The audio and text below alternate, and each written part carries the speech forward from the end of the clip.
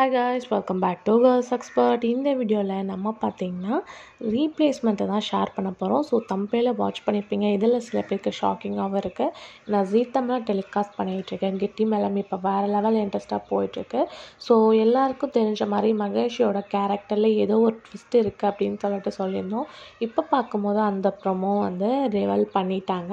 So upcoming 1 by 1 interesting இருக்க போகுது. So இப்போ என்ன ரீப்ளேஸ்மெண்ட் அப்படின்னு பார்க்கும்போது இந்த சீரியல் ரீமேக் பண்ணியிருக்காங்க. லக்ஷ்மி நிவாஷா அப்படின்ற டைட்டிலோட ஜீ தெலுங்கில்.